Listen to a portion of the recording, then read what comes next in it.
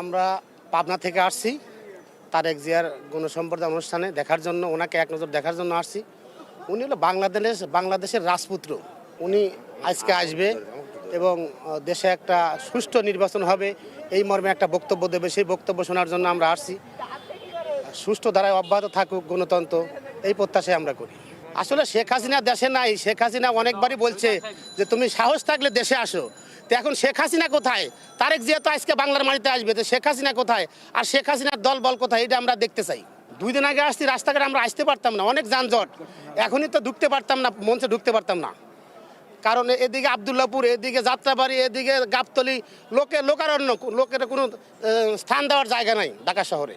আমরা যারা সারা বাংলাদেশের সমগ্র জনগণ আজকে রাজপথে, আগামী দিনের বাংলাদেশের যার উপরে বাংলাদেশের সার্বভৌমত্ব, বাংলাদেশে আগামী নির্বাচন, গণতন্ত্র সব কিছু নির্ভর করছে, সেই মহানায়ক আজকে 18 বছর পর বাংলাদেশের মাটিতে অবতরণ করছেন।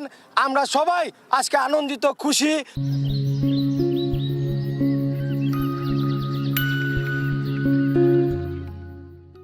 আপনারা সবাই জানেন যে ফ্যাসিস্ট হাসিনা এই বাংলাদেশের শুধু তারেক রহমান নয়, প্রতিটি বাড়ি বাড়ি যারা বিএনপি এবং সাধারণ লোকজন সবাইকে গুম খুন কি স্টিম রুলার চালিয়েছে বাংলাদেশের মানুষের উপর, এবং তারেক রহমানকে ষড়যন্ত্র করে মিথ্যা মামলায় বিদেশে যেতে বাধ্য করেছেন।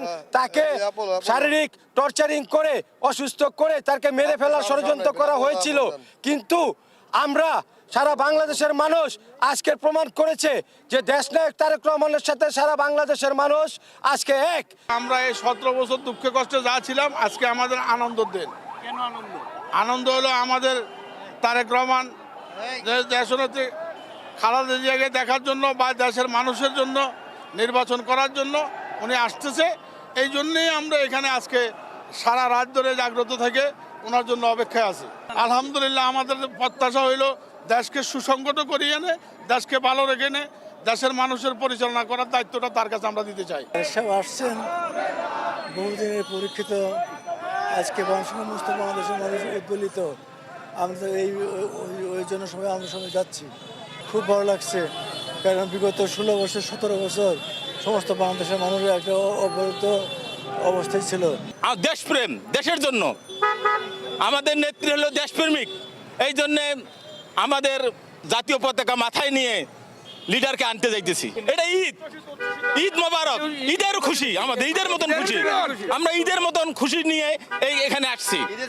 ঈদের চেয়ে আমরা বেশি খুশি, ঈদের মতন আনন্দ। এটা বীরের বিশেষে আসতেছে। এখন সে বাংলার বীর, বাংলার টাইগার যাকে বলে, বাংলার বীরের মতন সে আসতেছে। দেখে না সমস্ত পুরো ঢাকা শহর মানুষ আর মানুষ, মানুষ ছাড়া কিছু দেখা যায় না আজকে ঢাকা শহর, শুধু তার জন্য আসছে।